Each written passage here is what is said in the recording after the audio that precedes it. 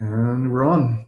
Audra, Aditi, Ra, thanks for being on Fitness and Consciousness. Hi, thanks for having me. Well, let's start with your Sanskrit name. How did you get that? Well, Aditi comes from my spiritual teacher in India. He gave me the name Ma Aditi Anand, which is like the mother creator. Aditi is the goddess who birthed the sun gods, and so she's the mother of all the gods in the Hindu pantheon. And Anand means bliss. It's a common aspect of spiritual names in India. So this woman in the women's circle communities, when I was participating in a lot of women's circles in Indianapolis, she recognized that my birth name Audra has Ra in it, which is something I had noticed too, like the Egyptian sun god. And so I had a lot of injuries going on the right side of my body, and she was like, well, you really need to own your Ra, like own your masculine. Your right side is your masculine. So she started calling me Aditi Ra. And to me, that just kind of stuck, and I thought it was really synchronous how Ra is the Egyptian sun god and Aditi is the mother of the sun gods. And so I put it together and kind of created my own spiritual name. Yeah, it makes sense to me. That's really interesting. Now, I've known you for a while, and we've been at like a couple of the same kirtans, and I guess, how did you get into the whole like Indian spirituality, yoga? How did you what was your introduction to that whole scene? Well, my introduction actually came in childhood in a way. My uncle on my mom's side was really into Eastern mythology and philosophy and yoga, and I didn't really get it when I was really young. Like, he would give me these little brass statues of Hindu deities for like Christmas gifts, and I'd be like, what's this? You know, because I played flute from a young age. Like, started like 11 or 12, so he would give me little like Krishna statues, and I'd be like, I don't get this. Like, what is this? Like, I want a toy or something fun. Yeah. And then as I grew older, I grew to appreciate it more. I guess I was going through like a phase where I thought secular humanism was really cool. So I was reading a lot of Kurt Vonnegut and Carl Sagan, and so I was more on the skeptical side, and through that, I discovered synesthesia and neurology, and was really interested in like science for a while. And through that, I was like, well, how can I experience this? And what I was reading was you could experience it through a lot of like years and years of meditation or psychedelics. And I was like, I'm going to do both. And in the process, I also discovered astral projection, started reading books. My mom was also really spiritual growing up, so I found a book in her library, her personal collection about astral projection. And the stories were like too mundane to be made up. I was like, these are too like weird and boring kind of. Mm-hmm. So I believed that it was possible. I was like, well, and it said that anyone can do it. So if I could teach myself, then I would believe I could do it. So through the process of meditating and teaching myself how to astral project, I had a spontaneous Kundalini awakening, and kind of had some aftermath of Kundalini symptoms. And a lot of friends and family friends are recommending to try yoga, and specifically Kundalini yoga, as a way to kind of ground the chaotic symptoms I was having in my life. Yeah. What were the symptoms? Because I've had... I like what you said, like you're reading this book and it's like too boring to not be true. And because I got into this stuff. I got my first yoga book when I was 15 at a Grateful Dead concert, 2 of them. And it was like the Krishna consciousness stuff, not like poses and things. It was like Prabhupada's, like, I'm sure you're familiar with him. But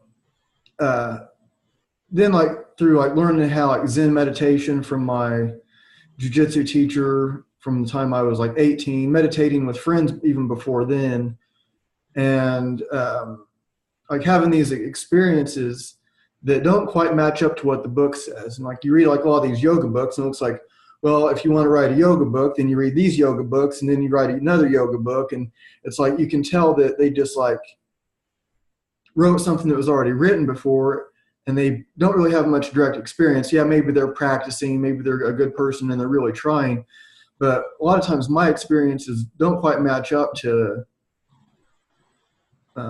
what the book says. So like, what were your Kundalini, what was your experience? What were the, so you said symptoms.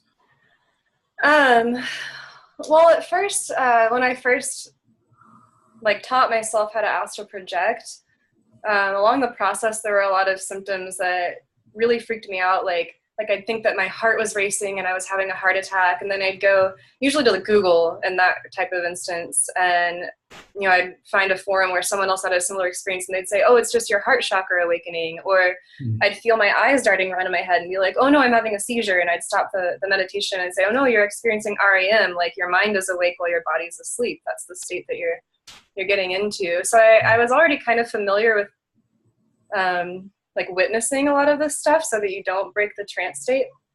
And I had read books about like Kundalini yoga and or Kundalini energy specifically and chakras. So when it happened, I kind of knew what was going on. It was the first time I ever like successfully astral projected and left my body, and like a fearful thought kicked in and I snapped back into my body all of a sudden. And there was this current running up and down my spine, like bouncing up and down really rapidly. It felt like really intense. It felt like there was a metal grinder like lodged inside my spine, and I was laying there paralyzed in sleep paralysis, just feeling this energy move. And I think I knew what it was. I think I knew that it was Kundalini. And eventually it did like kind of slow down and lessen in intensity, and even like it started to like tickle and just like vibrate. And it was really strong at the base of my skull, like this point. There's like this soft point kind of right at the base of the skull that's called the mouth of God in some traditions, or believed to be like the back of the third eye chakra that connects through. That was the strongest right there. So my theory, they say that there are these three knots, they're called granthis in the yoga tradition, knots of energy along the spine, and the Kundalini is supposed to pierce them in a specific order.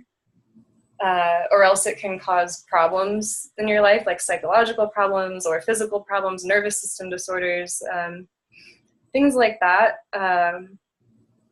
And so between that experience and then also later that year, through psychedelic exploration, I tried DMT because I had heard that it was the spirit molecule. And I really wanted to try that vehicle for spiritual exploration. And so between those two experiences, like I kind of had some psychological problems that took a few years to fully recover. I was in and out of what medically are determined as psychotic states, but there were a lot of visions, there were a lot of visionary experiences and kind of shamanic elements to those states as well. So, but yeah, they weren't constructive to my embodied experience in this physical plane on earth. So I did eventually turn to yoga to learn how to ground those. Yeah, there's like a thing, like people that like really know like spirituality, and they're like, careful what you ask for. Are you sure you want this? Because it's not always just like cool and mellow. And yeah, I mean, if you have a lot of, it really sucks. If you have a lot of trauma and issues and things stored up like that, you might have to face that. They call it doing your shadow work. Which is definitely the path I've been on for several years. But both of my parents were alcoholics, and I mean there's inherent like abuse and neglect that goes along with that. But having a traumatic upbringing, I think, was definitely a part of it, and a family history of mental illness too. Which kind of goes along with mystical tendencies. And something I've been really interested in is the link thereof that doesn't always get recognized in Western society, but they're more open to exploring that in Eastern society, like the kind of like crazy mystics or the homeless wandering sadhus, are recognized as saints, even though maybe to us they'd be deemed as like psychotic or crazy.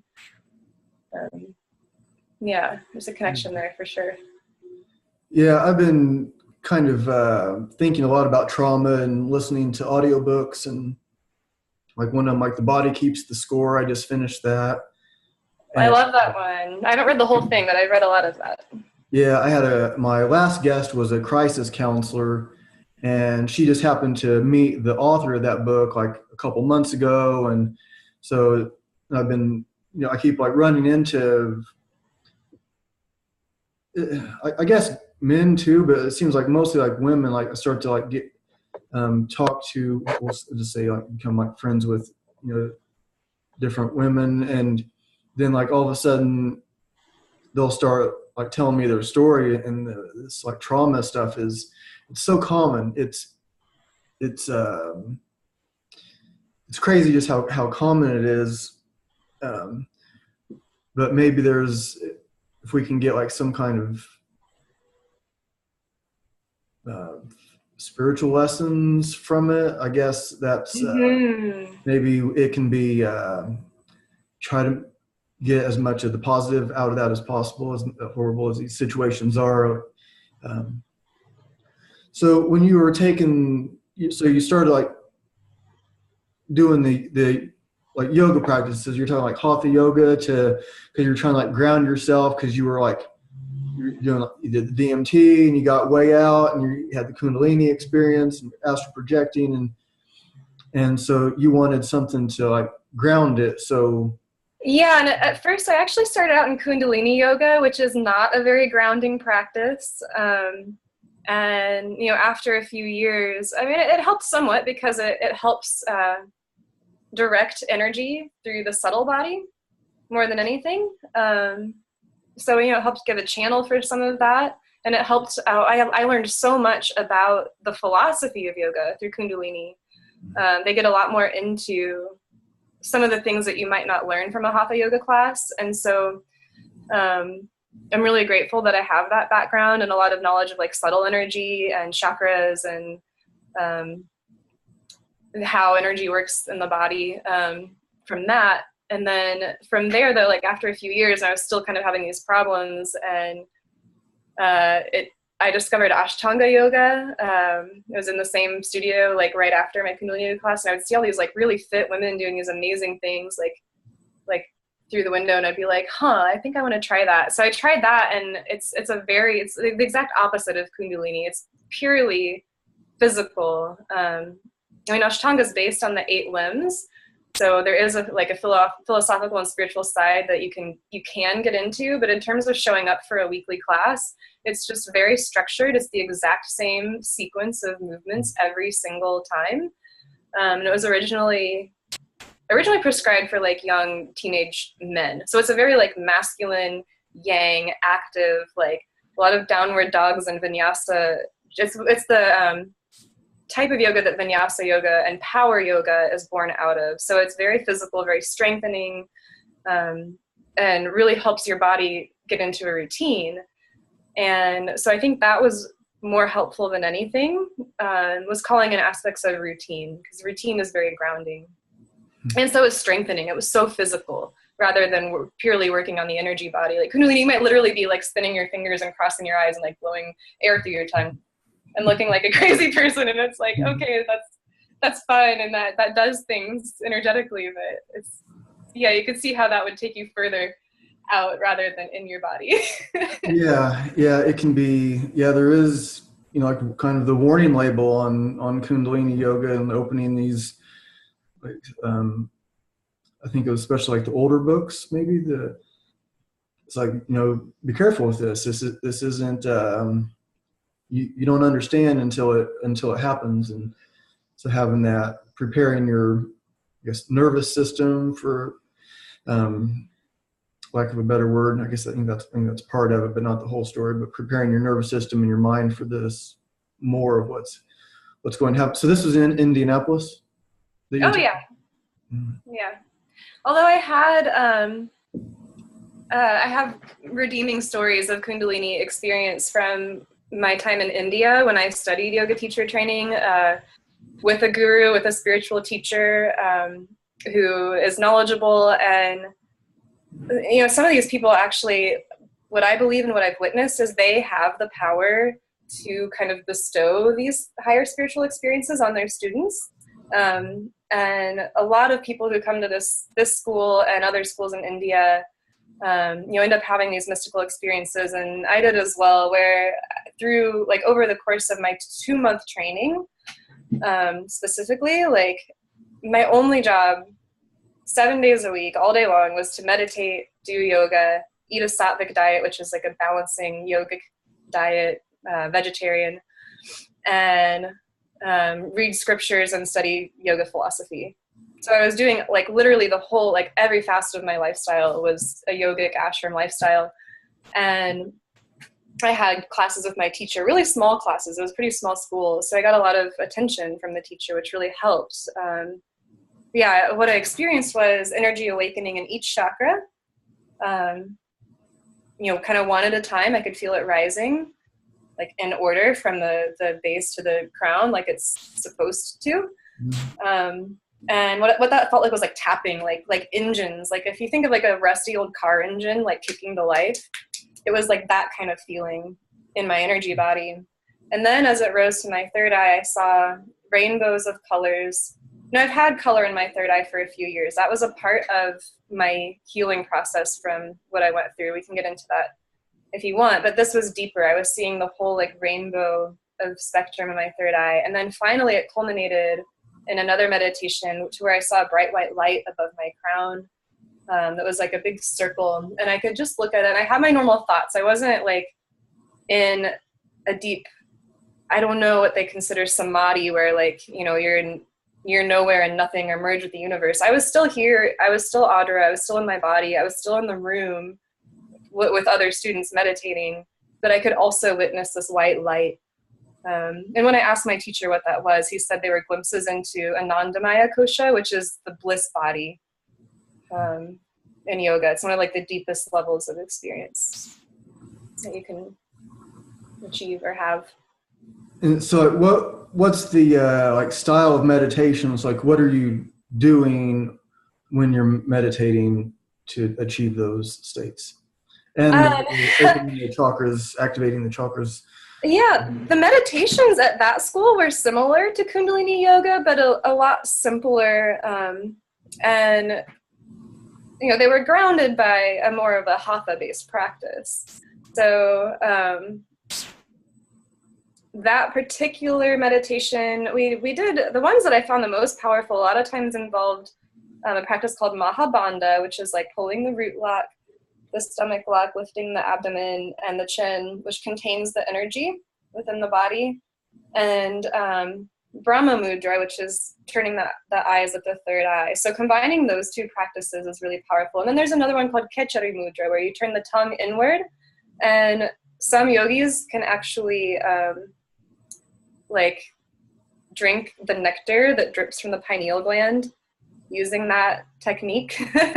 These are kind of some advanced practices. But I think in that particular one, we were combining like all three of those. And I do remember another meditation where I think it was Brahma Mudra and Khechari Mudra, and I just saw this blue spark of like fireworks go off in my third eye. So these are really powerful practices, and it's not a goal. I want to say this for listeners, that it's not always a goal to have these experiences. These are just kind of, I don't know, a bonus. Like if you get there, it's really cool, but it's not necessary, and it doesn't mean that you're not doing it right if you're not getting there. But I don't know, my teacher said it was because of some past life sadhana, some practices that I had done, that I had was probably able to access these states very easily in this lifetime. Yeah, similar. My way I learned meditation from my jiu-jitsu teachers, like Zen meditation, you sit on your ankles. It's called seiza in Japanese, and then your hands in the cosmic mudra, and then you're running the microcosmic orbit, and your tongue is like touching the palate, like behind the teeth. Mm-hmm. You have like the locks and your chin's tucked and so it's like a lot of what I was like looking for, because I got my first yoga book when I was 15, is like the similarities. Okay, so this like Japanese guy says this Chinese guy says this. what are they saying that's the same? Okay, let's hold that. Now let's see what this Indian's talking about. And okay, these similarities, he says the same thing here, but something different. So it's like trying to like build this. Here's like what everybody agrees on pretty much. And I had this like experience you're talking about, like the teacher being able to just like bestow this energy upon you. I had a experience, and I wasn't sure if I would call it Kundalini. I've had like all kinds of things with like the lights. I close my eyes and it looks like fireworks, or like the bodhidharma, like scary masks kind of coming at me, like. Oh wow! And I'd see them like one by one when I was. So just like kind of like just got to face it. That's what when you said you just got to like face that stuff. That's what it reminded me of. It was just like in my over and over again. But anyways, when I used to drive a cab, and I was driving this. I don't know if I ever told you about this, but I started picking this woman up, and like her earth story, as I call it, like she was from India, and she worked at this bank, and I would take her usually to and from work pretty much every day. And as soon as she would sit in the front, and pretty much as soon as she would get in, we would talk about spiritual stuff. And she seemed to know everything, but she wasn't like preachy, and she wasn't just like reciting the Bhagavad Gita. And it was like, she just like knew it all, but she was like just so cool and easy. And she just seemed like perfect. And she just knew everything. And I was at the same time, I was practicing Qigong, and I kept reading, like, if you want to get to these high levels of spirituality, you can't drink. You can't do any kind of drugs. You can't do any of that. If you really want to know, if you really want to get there, you can't drink anymore, ever, nothing. And it's like I was drinking like almost every day, like a beer or two a day, sometimes more, but it wasn't like I was like a bad alcoholic or anything, but not smoking weed. And so it was just over 6 years ago, July 3rd of 6 years ago. I'd been driving around for at least a couple months or so, a few months. And sometimes we'd get back to her apartment and just like sit out in the car and talk for like 20 minutes before she went in. And there was this time I dropped her off, and she was walking up to her apartment, and it's like I saw my potential, is the way that I could, not that like she was necessarily like my potential, but like it's hard to explain, but I just saw my potential, and it just like clicked that I have to be a magnet for what I want to attract. So like in like the simple case, if I want this like really amazing woman, this really amazing woman isn't probably going to want somebody that's like drinking and smoking weed every day. And so, but it wasn't like just for a woman that I wanted to do this. I wanted to like find out what's the truth behind this Qigong stuff. Is it real? What is this next level that I'm reading about? And so I went home and I had my last beer. I didn't even finish it. And I had like half a joint left, and I finished it. And then I woke up the next day, and I knocked the beer over. It was by my bed, and it smelled like a million rotten, nasty beers. Like just this half of beer spilled a little bit was just like so offensive and nasty. It's like, and I became like, I'm usually like pretty mellow and quiet. I can be around a bunch of people and not really say much. But I got super chatty. People would get in the cab, and I was just like, blah, blah, blah, blah, blah, blah, blah, blah, blah, blah, blah, blah. And then I was just like really hyper, and I couldn't sleep, and I didn't eat anything for like 6 days. I think on the 6th day, I went to the movies with my son and had like 4 pieces of popcorn. But during that 6 days, I was just like super hyper. My energy was just going crazy. And that day that I saw her and that happened was the last day that I ever heard from her. And so it was like, she was like maybe an angel or a bodhisattva or something like that. Like if you ever see the show Touched by an Angel, like the angels, they come into town. Have you seen it? I've seen it. I used to watch it when I was a kid. Yeah, that sounds very karmic. Like, you know, a lot of times we have these contracts with people, I believe, from from previous lifetimes or even from in between incarnations, and we kind of work out like the roles that we're going to play for each other. So it sounds to me like, you know, she played this karmic role to aid in your development, and, you know, maybe you were helping her in some way too, but once that contract was kind of completed, she played that role for you, and she, you know, her presence was no longer necessary. Mm-hmm. Yeah, I tried looking her up on Facebook, and I've tried looking her up on, and not a trace, and there was never a phone call, no text, no, Wow. no nothing, never heard from her again, and that was just over 6 years ago. So it was just like, she just like turned the dial, and she didn't say like, you need to quit drinking to get to be spiritual or something. She didn't say anything like that. No, it's kind of like in the movies, like where they're like walking away from the car and they click the thing and it explodes behind, big explosion behind them. It's kind of like that. She just like walked away and was like, and yeah, it was really just an amazing thing. So when you were in India, how long were you in India practicing? Well, I traveled originally for 7 months, and then I went back to India a second time. I spent 3 months at that particular ashram, 2 months studying, 1 month teaching and volunteering. And then I traveled to other spiritual sites such as like Rishikesh, where the Beatles studied with Maharishi. And I went up to the Himalayas, to Dharamshala, where the Dalai Lama lives, and Amritsar, where the Sikhs have their golden temple. That's where Kundalini Yoga originates from, the Sikh lineage. And then in the south, I went to Mysore, where Ashtanga Yoga comes from. And by some random guidance, I ended up in this temple town called Tiruvannamalai, where they have this holy hill. They call it a mountain, but it's relatively small. It's called Arunachala, and it's where Ramana Maharshi had his ashram. And you know, many people believe that that mountain is an incarnation of Shiva. And it's where they walk around, they circumambulate that mountain every full moon. And it's said that, you know, by walking around this mountain one time, I forget how many years worth of karma you can burn off just by, you know, one trip around this mountain. So I ended up there for Guru Purnima, which is a powerful full moon of the Guru in India, usually like late July or early August, I believe. So that was 2015. And I had such a powerful experience there that I went back to Tiruvannamalai for a few weeks in 2016. Yeah. Hitting all the big spots. Yeah, I got a really good sampling, but you know, there's so many places, and India is so big. Like, you could spend multiple lifetimes exploring it and not see all of it, and even all of the temple towns and, you know, spiritual hotspots. They're just almost infinite over there.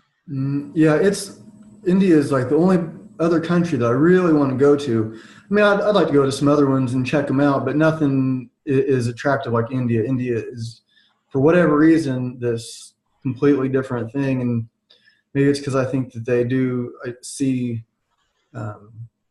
they have like the map. They have a map of the mind, a map of spirituality that, like you're talking, like you said, you know, these experiences of like seeing the lights and stuff. That's cool, but that's not really it. That's just like these little things that happen along the way. Mm-hmm. But they understand that, so you can see that and see that what's next. So we can have these weird experiences that some people call crazy, or like you could be institutionalized for here. But there it's like, oh, okay, you had this. It's Kundalini. It's not that you're crazy. It's that this happened before you were really ready, and so we'll go back and we'll, you know, lay some better foundation for it. Right, and they have teachers over there who can help you with that. And that's something that I feel we're really lacking in the States. And you know, for a long time, that's where I really wanted to step in and help. I don't feel that I'm fully prepared to play that role yet. Maybe at some point, but I got really interested after my experience. I got really interested in the concept of spiritual emergence and transpersonal psychology, which come from Stanislav Grof. And he and his wife, Christina Grof, founded something called the Spiritual Emergence Network, which is kind of an alternative psychology program that seeks to help people who are going through these spiritual awakening experiences, and to give them alternatives to the mainstream care. Because what I know I received and what I saw other people going through is really traumatic and, you know, really like dehumanizing. They take away people's rights, you know, and medicate them against their will. People become wards of state, and a lot of these people just need a little guidance. And a lot of these medications that they're giving people actually cause side effects that mimic psychosis. So once you're in that cycle of taking the medication, it's really hard to get out of it, because the medication can actually make you worse, not better. Yeah, but a lot of people just don't know what else to do, where else to turn. So, you know, luckily I had seen family members go through that process. I mean, not luckily for them, you know, but luckily for me, I kind of knew better. I knew that I wanted something different. You know, I had tried the medication out of desperation a few times, and I couldn't bring myself to take it long term because of the effects it was having on my body, on my psyche, on my emotional state, you know, that flatness that people get. Like, I didn't feel human. I didn't feel like me, like myself. And so I found that through yoga, through diet, through routine and meditation and all of these things, I could have a much better quality of life without losing my spark and without gaining 50 pounds in a month and all the other things that come along with those medications sometimes. But, yeah, I think it's much healthier. But it takes discipline, it takes effort. And not everybody is willing to put in the work and the inner work, because you really do, like, I think, have to face that trauma if you're not going to medicate or distract through addictions, through substances. You know, then it's important to do your inner work. And that's really the path that I've chosen. What do you think about, like, so when somebody is at the place where you were and you're reading about Kundalini, you're reading about these higher states of consciousness and reality, and you have like years of discipline on this side, and then you have a little bit of DMT over here. Which do you recommend in retrospect? Do you recommend, yes, go ahead and do the DMT, or forget about the DMT? Because that's like, I've never done that. I've done like LSD and mushrooms, and it's been a long time since I've done those, even way longer than I even like drinking and smoking, which was 6 years ago, smoking weed. Like, so what's your thought on that now? Because it seems to be like everybody knows about it now. And I would just say to be really careful, be really cautious, especially if you have any like family history or you know, any unresolved trauma or emotional intensity in your life. You know, a lot of people are doing these things and they're like early 20s, even late teens, like really young, and, you know, don't have the self-awareness to handle what comes up or what can be triggered. And for me, like, I didn't even have, you know, a bad experience on these states. But I'd say that it was just such a radical shift in my mindset and in my belief system so quickly that I didn't really know how to cope. Like, I felt like I understood something like so deeply that I just couldn't even convey, you know, and to try to carry that forward into the world, I just didn't know how to fit it into my previous system and worldview and way of being. You know, I didn't know how to be anymore, because what I saw was so beautiful and profound. So it doesn't even mean that I necessarily had a bad trip or bad experience, but it can still affect you. And I still wouldn't label it negative, but I would say like a profound way that can just affect your ability to be in the physical world and how you show up. So there's definitely a path of moderation, you know. I don't like to say what's right or wrong for anybody else, but just, yeah, know yourself before you get into something that intense, because substances are really intense, and, you know, plants are powerful medicine. They have a time and place, especially in shamanism. You know, usually you have somebody holding space for you. You're not going into this alone or with a random friend who's in the same exploratory path as you, or at a party or a music festival, because that's a big thing now. Like, I don't feel that these are, I don't know, I don't want to judge them as wrong, but I wouldn't say that they're as safe if you're concerned about, the psychological safety. Yeah, I'm not sure it's the shortcut that people think it is. So it's like there's no free lunch. Like, yeah, you can see some things, but then what are you going to do with it? Mm-hmm. Like, are you going to go back to like stealing and like lying to your friends and family, or are you going to like start living like the heart-centered life where you try to become more honest and true? And are you, like, what, like, after you do it, then what? Because that's kind of how I think about it. Whereas if you're like, okay, I'm going to go on the spiritual path, I'm going to quit stealing. I never had a problem with stealing, but I just what popped up in my mind. So like, like whatever, like bad things, bad thoughts, like we take the spiritual path, and it's like, I'm going to try to leave that behind. I'm still going to be perfect. I'm still going to have impure thoughts, but what, like, like you pick the wolf in your mind that you're going to feed, the good wolf or the bad wolf. Which one are you going to feed?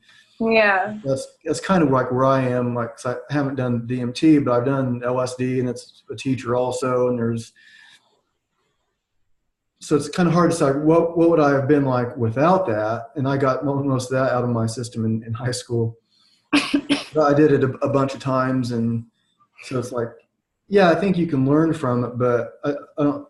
It's not the only way to learn, and ultimately, maybe the risk of, like, especially getting caught with it, like that might be one of the most dangerous things. But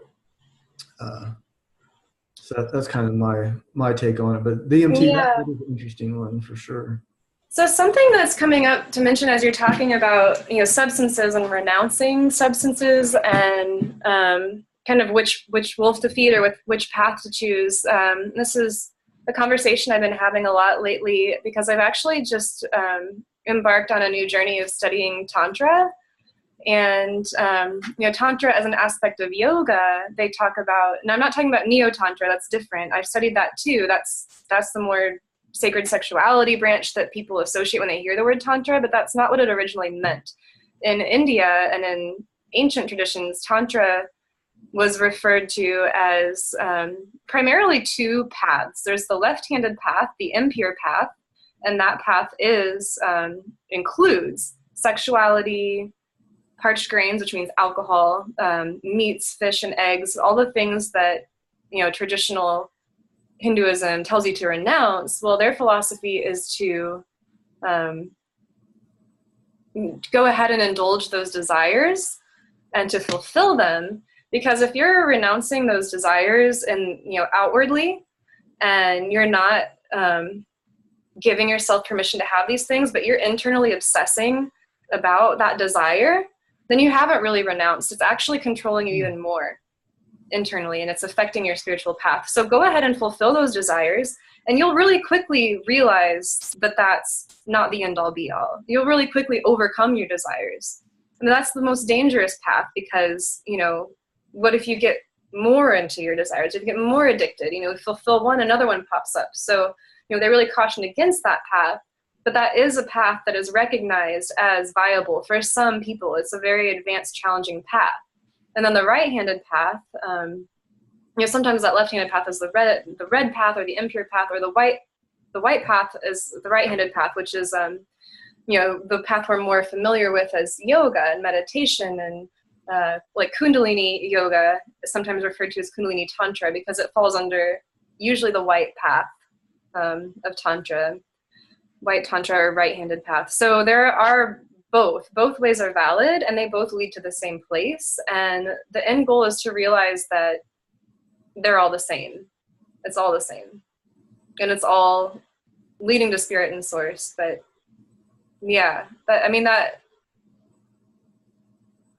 and there's actually also, at least within the language of Neo-Tantra, there is a pink path, there is a middle ground.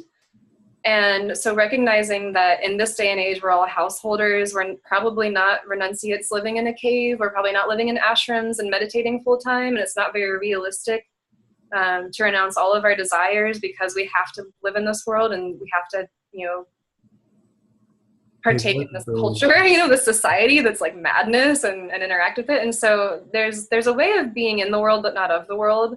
And there's also kind of a middle path or pink tantra where there's a little bit of sexuality, and this is where like in neo tantra they educate a lot about relationship and the yoga of relating, which I find really valuable.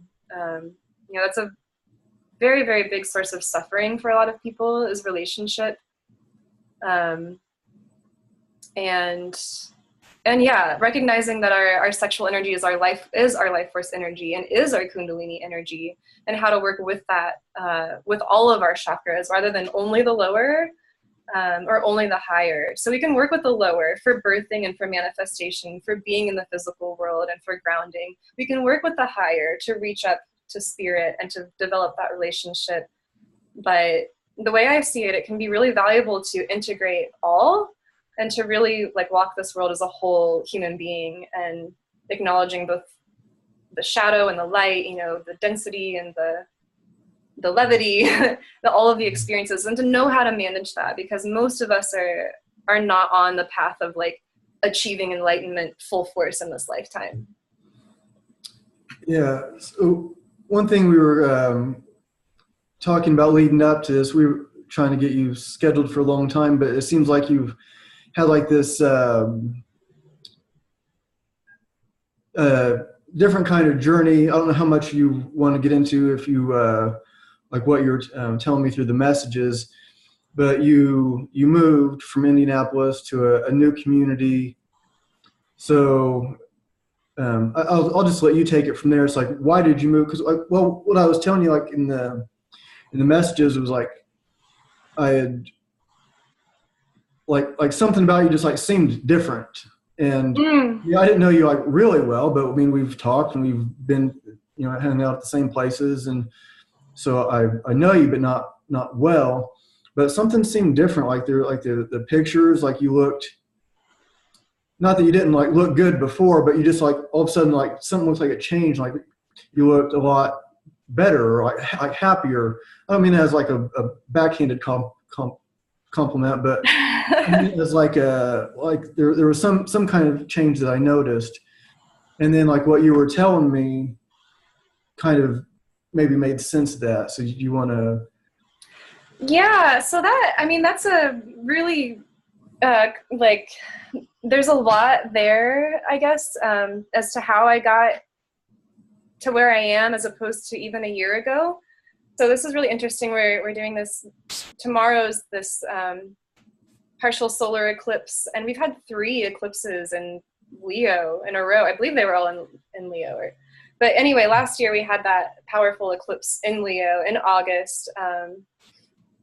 And that was kind of a big turning point for me. That was a big turning point for me because I was really getting this guidance to quit doing work that didn't fulfill me fully, that wasn't aligned with my purpose and my passion, and to go all in on my dreams and my passion and to see what that feels like. And it just kind of happened like after that eclipse. I was at a transformational gathering, and then I came home, and I couldn't say yes anymore to cleaning houses or babysitting or whatever I was doing to kind of compromise. I was trying to do things to like that I didn't love because it gave me more free time to focus on my business. But yeah, I think it was definitely like dimming my energy to be pulled in multiple directions, and especially taking care of children. It was really challenging. So I've quit doing that a year ago. And in that time, I've been able to really, really like do my inner work, get to know myself. I went all in on a jewelry business, actually, selling malas, meditation jewelry, and healing gemstone jewelry that's infused with Reiki. And it's been an up and down journey financially, like being a full-time entrepreneur. I definitely wouldn't say that it's fully supported me in my first year. But I've gotten so much valuable insight. I wouldn't do it any differently. But yeah, within that journey, I had just found more and more freedom, more and more joy, more and more ways to say yes to what lights me up, and to really give myself permission, kind of no matter what, to get rid of the bullshit excuses, the financial, like, oh, I can't, like, really, is that true? Or are you just not willing to risk it? Because there's a difference. And so I became willing to, like, risk it and invest in myself and empower myself and believe that I can get there faster, and that it doesn't really matter what it takes as long as I get there, because I needed to be happy in order to share, you know, like, I was coming from this place of, like, really not feeling good in myself, and it's harder to show up and serve and help others and inspire when I wasn't feeling inspired and fulfilled myself.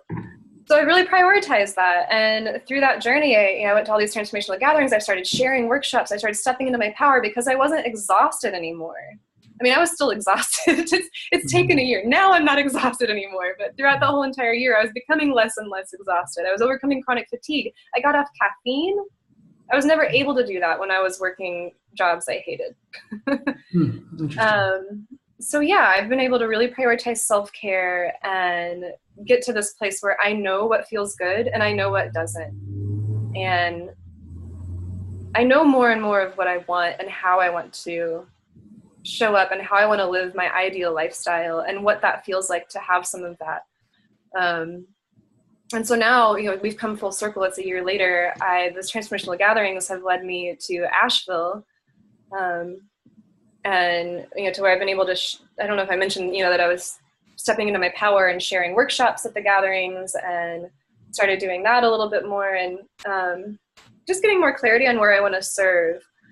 So a year later, I've still been running the jewelry business. And, you know, I've reactivated my skills for photography. That actually have an art background in photography from college that I wasn't doing anything with. I just traded photography and videography to receive a Tantra practitioner training. So I'm finding ways to contribute my gifts and skills and receive. And I've also trained in women's coaching and leadership. And so I'm looking at, you know, potentially putting together a program. That's something I've dabbled into, is, you know, life coaching or some sort of spiritual empowerment mentorship for women. And I'm not sure if it's always going to be just for women, but for a while that was where I felt safest and most inspired. There's a big movement right now about, you know, feminine spirituality and feminine leadership that I feel really passionate about being a part of. So yeah, I'm at an interesting point with this eclipse season a year later, where I'm like, wow, okay, I'm finally feeling better. I'm finally feeling ready to show up and serve, and I'm ready to figure out what that needs to look like and what's next. So do you want to talk about, like, what kind of community you're living in? Oh yeah, I lost track of that. I moved to Asheville. So one of the gatherings, a couple of the gatherings I participated in were put on by some local residents here in Asheville, and I just felt such a strong resonance with that community. I started coming down here to visit more and more, and you know, I found that the culture here is really progressive, really open-minded. There's a really strong, close-knit community. It feels like a small town, but super fast-paced and busy, and there's so much to offer. Like weekends, especially, like this weekend, there's kirtan and like a kirtan workshop, and there's like 2 different cacao ceremonies. We have chocolate church, we have ecstatic dance church, we have like all these electronic music shows. There's a guy from Animal Collective playing tonight. That's just like regular. That's just normal. Like these highly activating things. Someone's throwing a self-care event at their house for the community to like come like give each other massages and like bring like herbs and have a spa day together, like for everyone in the community. And yeah, there's all these permaculture farms that you can go out to and do moon rituals together. I'm actually hosting a moon ritual tomorrow at the community where I live. And then one aspect that I found really empowering about Asheville is that it's really sex positive. And as I'm studying Tantra, and I'm also learning about polyamory, because there's a lot of polyamory in this community, and I find all of that really interesting, kind of breaking down the societal constructs and barriers and ideas that we're kind of born into and conditioned into, the ideas of what relationship and sexuality should look like, what's acceptable, what's not. And in a community like this, I feel like I have a lot of opportunity to kind of shift that and just explore openly, like what actually feels authentic, what actually feels true beyond those layers. Yeah, it seems like the polyamory stuff is getting more popular. I was like on a dating website, and it's like you're like swiping, and it's like there's this woman, this woman, this woman and her husband, this woman and her boyfriend, this woman, this woman, this woman, and like like reading through, and it's like polyamory, click through like poly, and it's not like a website for that. It's Bumble. It's one where like the women have to send the first message. Mm-hmm. But it was like I was on it before, and I've been on them like years ago, however long it was, and I don't remember that being so prevalent. So it's like for me, I don't think I could like share like that. It's like I'm not like a really jealous guy, but I'm not like, I'm more of like, it's easy. I guess it's easy for me to commit. Like even if I just start seeing someone like have like one date. Okay, are we like going out again? Okay, well that means I'm not going to go out with anybody else.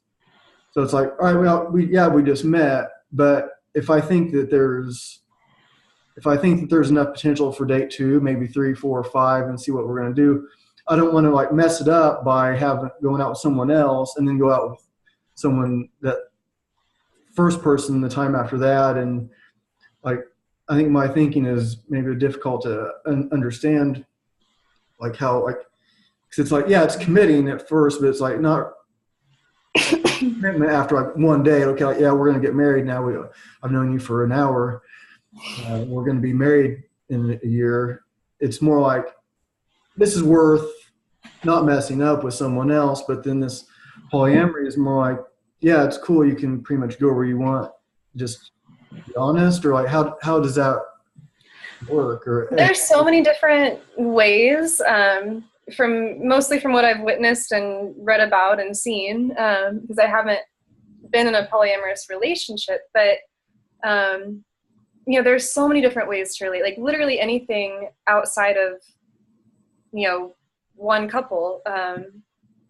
But I think there is a difference between being polyamorous and being single and dating.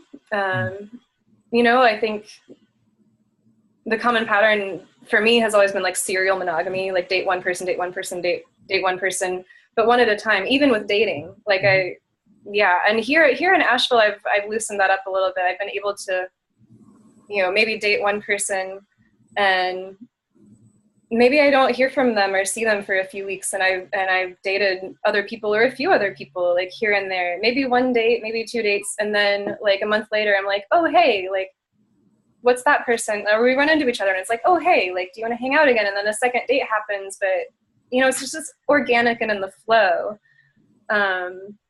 And to me, that's casual, that's dating, that's being single. That's not the same as being polyamory, because I'm not in a relationship with any of those people. Yeah. So polyamory, and there is such thing as solo polyamory though, where like you can be single and the intention to be very open with a lot of people and multiple people, but to like always come back to yourself and not have a primary partner. Or you could have one primary partner and be open. You can have an open relationship, where you have a primary partner and maybe someone who's considered kind of like secondary, or like, a third party. You can be in a triad where, there's an equality between 3 people, or, any multiple version of that. I've seen people raise children in those types of situations. I mean, the possibilities are infinite, but I think polyamory is, from what I understand, mostly defined as having a relationship with multiple people, or having a relationship with somebody that involves other people. And what appeals to me about that, what I find interesting about that, is the level of communication that requires, and the level of like self-work. Like, you really have to check your jealousy. You really have to check, like, wait a minute, like, is it really fair for me to project my jealousy onto that person? Is it really fair to blame them for my feelings? You know, so it really pulls back from a lot of those, what I consider codependent dynamics of like, you're responsible for how I feel. And it really takes the power back, which is healthy in any relationship. But I think, you know, it'll really bring up your stuff a lot faster if you're trying to date multiple people. And, you know, you really have to be more self-aware and more willing to own your feelings and communicate, or it's not going to work very well. Yeah, I would, like, to me, if I think it kind of doesn't seem like it would work very well in the long run.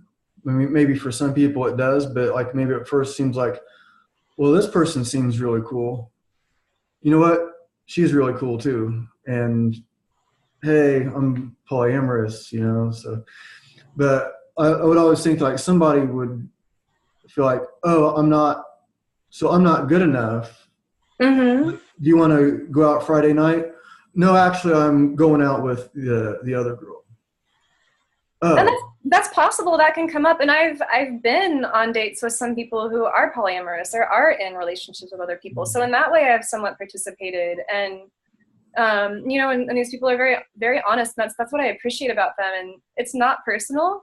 You know, I could take it personally when I don't hear from them for weeks, but I'm like, hey, this person has a primary partner. And, you know, he even apologized. He was like, oh my goodness, I'm sorry. I totally like kind of ghosted, like, and didn't talk to you for a while. And I was like, you don't owe me anything. You have a partner. Like, we hung out. Like, you know, like, I knew that. You told me that. Like, and, or this other guy that was, you know, just very open and free. And, you know, he was like, oh, hey, like right after we hang out, he's like, okay, like, we were at a festival, you know, we connected at a festival, and he was like, okay, like, that happened, and now, like, I don't want to be connected at the hip because I want to have freedom, and I want you to have that too, and I had plans to spend this night with another woman, and I just want you to know that ahead of time. And I'm like, okay.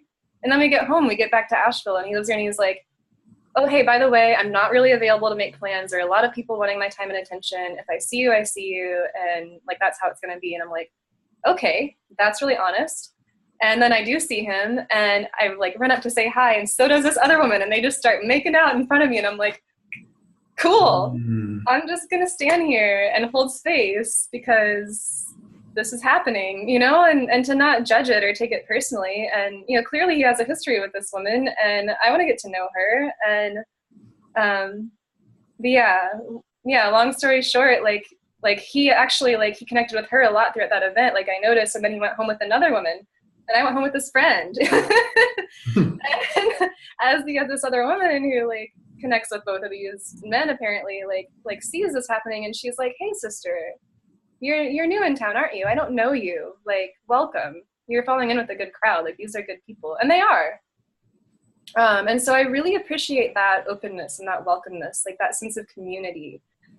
And, you know, I didn't have continuing relations with any of these people, but yeah, I just, like, if I were, like, I wouldn't want there to be, like, a jealousy or an energy of, like, feeling threatened by other people. And I think that it just comes from having security in yourself and learning not to take things personally. And that's the power in it. Yeah, I like how honest it is, because I think that same thing is going on in different communities, but with a bunch of lies. Like, I had a buddy that he would, I don't hang out with him anymore, but like, he had like this really good woman, kids with her, and he would get, like, she would say, like, well, you were with this woman. He's like, no, I wasn't. And then he would tell me, he's like, man, I told her I wasn't with her. And then she gets all mad at me. But he was with that other woman. He was lying to her, and he was mad at the one for not believing his lies. He's like, I told her I wasn't with her, but you wouldn't. So it's like, at least it's like, it's so weird to somebody like trying to like argue with these like different women. And I'm like watching it like, what? This woman is good. Why don't you just like put your effort into this and make this work instead of creating all this drama? Yeah. Well, and the first example you said, like that is just an example of poor communication and manipulation. And that is not a healthy way to approach any relationship. Because there's also a term I learned in this. So I can show you this book that I'm reading. The Ethical Slut, A Practical Guide to Polyamory, Open Relationships, and Other Adventures. And yeah, they call that out as non-consensual non-monogamy. So when somebody's pretending to be faithful to their monogamous relationship and they're not, well, you're not actually monogamous, but the other partner might not know that and didn't consent to that. So that's not really fair, but that's really common. And that's that I believe is a byproduct of our conditioning. You know, some people aren't wired to be monogamous and don't have the awareness that it's okay to function otherwise. And so we fall into these manipulative patterns. We haven't learned to consciously communicate our desires, our intentions, our boundaries, and to really own that and be okay with that. And to be okay with the other person wanting different things. And if you want different things, you need to find a different relationship. And that's, you know, that's part of it. Yeah. It would get messy because like feelings would get hurt. Like if you're like, because then like somebody's like literally choosing someone else right in front of you. You're like, no, and then looks at somebody else, yes. So that it gets kind of real, and then like you're just there observing. So I know you're like studying it and you're like living among it, but like for me it would be like in a way it almost makes sense, because if I'm talking to a woman and like get to the part where like the communication's breaking down, where I'm saying something and she's hearing something else, she's saying something and I'm hearing, and we're just having a hard time getting along, not even necessarily arguing, but just like not quite cohesive or can't think of the word I'm looking for right now. But then to be like, okay, I'm just gonna go out with someone else, then I'm gonna leave you to get through this cycle or whatever, and then come back around but I would think ultimately it would be like maybe like some people are kind of like fooling themselves, like, yeah, I am okay with this, when maybe they're really not. Do you see that too, where somebody's like trying to be open-minded, or what they think is better open-minded, whatever it is, like, so they want to think that this is like a cool way to do things, but then they're really just hurt. So do you see that happening too, like when one woman gets chosen and not the other, or the guy tries to, or woman, like she's trying to do too much, and like too many people are like, aren't people like really getting their feelings hurt, is what I'm trying to say. Aren't people like really, because they end up really liking someone, and then they, right in front of their face, is something else is happening. Yeah, I can't say for sure what that feels like. I mean, other than the situation where I told you, but I haven't experienced this firsthand in like more long-term dynamics. But I'm sure that's possible. And, I think again, it all comes down to communication and nonviolent communication, and, really learning how to honor and respect each other's needs, and to, I think it comes down to compassion, and having compassion, and that's part of the risk that you take, on this path. Like, you're giving up the security, definitely, of knowing like this person is committed to you. But hopefully, like the idea, you've ever heard, like, if you love something, let it go, and if it's meant to be, it'll come back. It's the idea of holding your partnership a little more loosely and allowing that freedom, because some people are going to feel really stifled by that commitment. And so saying, you know what, like I'm secure in this. I'm secure in myself. I'm willing to face being alone. I'm willing to face this loss. I'm willing to take that risk. You know, maybe this is my partner, and they're gonna meet another partner that they like more than me.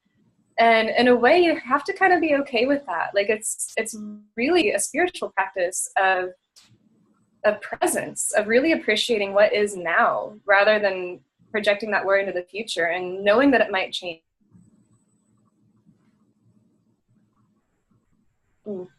Are you, I can see better now. Yeah, it kind of. Okay, I just had a notification come up that my internet was unstable. Yeah, I heard everything. Like the video, like kind of like got a little glitchy, but I heard everything. Okay. What was I going to ask you? I'm gonna grab water. Okay. Something I was just thinking. Oh, nonviolent communication. I actually just got that. One of that guy's books on audio speak peace, and then I think the other one, the nonviolent communication audiobook, is ready for me at the library now. So that's an interesting way to think. I heard one of the CDs, and just that probably is a good thing. It was recommended to me, and I had kind of known about it for a long time. I'd seen the book at yoga studios and knew other people that have taken the courses in nonviolent communication, but it really seems like there is something to that, where I guess, I thought I was like resistant to it before, but I just thought like, I know how to be nice to people and say what I think, but there is probably something more to that. So, like, what do you, how many people, I wanted to ask you, how many people are in this like community? You keep mentioning the community. Is it like, I don't know, honestly. It's really hard to gauge it. Because community, I mean, when I say community, I mean a few different things, I guess, in different contexts, but within Asheville specifically, there's a really strong sense of like-mindedness and what I would consider a spiritual community that comes together. But there are like pockets within that. There's different ways that we all connect and relate, and it's just like a tightly woven web with lots of lots of different ways that can express through like yoga or ecstatic dance, or whether that's through different meetups or rituals, or some people are more in their like witchy or like Burning Man communities, and then they all seem to like kind of overlap, and there's a sense of like everyone knowing everyone. So when I say community, I could be referring to like any aspect of that, I guess, but more so as a whole. And I really don't know like what the numbers would be, but it's just, the feeling is really, really strong here that, I could go into town, especially if there's a cool event happening, which almost every night of the week and all weekend long there is. So I can find something to go to and probably like either run into friends that I know, or I've noticed since I've moved here, I'm constantly getting messages on my phone of like, hey, what are you up to? What's going on? Like, we're always cluing each other in and making plans. It's a very like social scene and community here. And I think that's a lot of probably why I look and feel happier, because I'm so much happier with that like feeling of support, like, yeah, feeling appreciated. Yeah, that is good to have people that like reaching out and like that want to like do similar things that you're into. It does make a difference. That was like one of my like I was talking about how when I had that experience with the woman or angel or bodhisattva or whatever she was driving the cab, like the other thing, like it was like this like a communication thing, like it's kind of like weird, but like this desire to communicate, and then like sometimes like try like reach out, and like somebody's like all like toss out like a little line, and then like I sent a friend a message, and she's like it's like, oh, how are you, and stuff. I was like, and I respond like, a little frustrated, but and then I like went on to say something else, and then I was expecting like oh, what are you frustrated about? But there was no She went on to talk about her, like a little bit of what she had going on, which was okay. But it's like, so sometimes people are like, if people can like pick up on like what you like really have going on, like part of the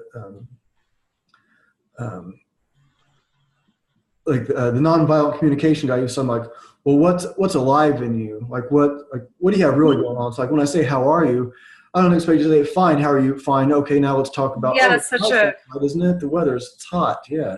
Common colloquial small talk phrase that we just throw out, and we don't always mean it. Or sometimes people ask that because they really just want you to ask them in return so they can talk about themselves. Yeah.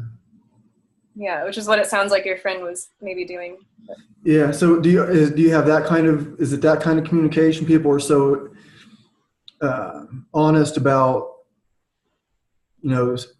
dating or seeing other people, and they're so honest about that. Do you find that they're more interested in you personally, what you have going on and what you're frustrated about, or what you really have going on in your life? Or do you find Well, I mean, all of it. Yeah, especially being new in town, and like it's, a pretty close-knit community, and people notice. They're like, oh, hey, like here's somebody new. And I mean, there are a lot of new people pouring into Asheville. It's really like booming right now. And there's a lot of tourism, but especially like there's a lot of transients and, people, it's a city of transplants. Like hardly anyone that lives here, at least in the spiritual community, hardly anyone that lives here is from here.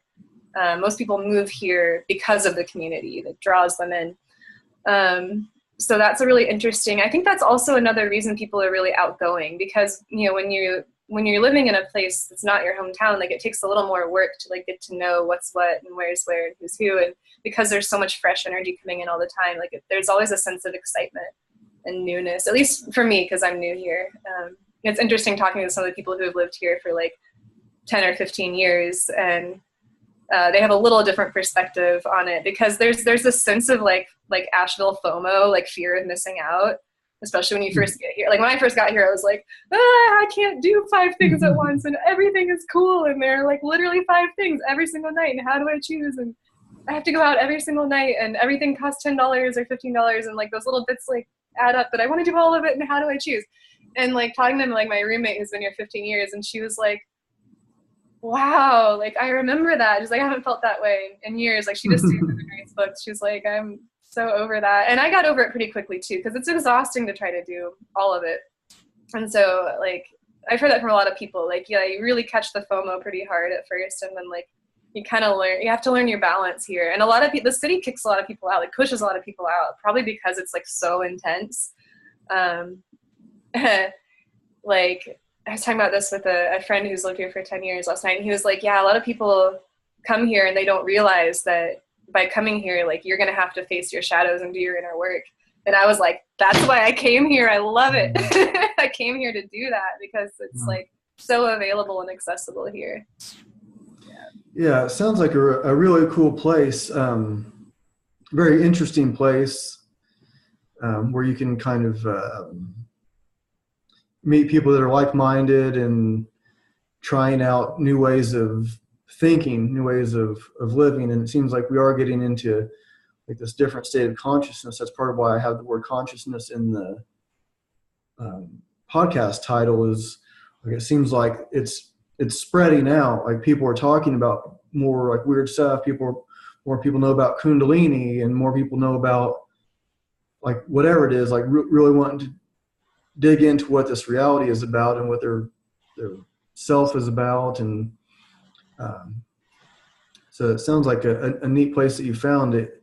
It does seem like your vibe has changed a little bit. Not that I knew you super well before, but like I said, and then it kind of was validated by what you told me. Like something seemed different, and so I'm happy for you that you found that. And so I'm going to have to start to wrap it up. I have another one starting at 5:00.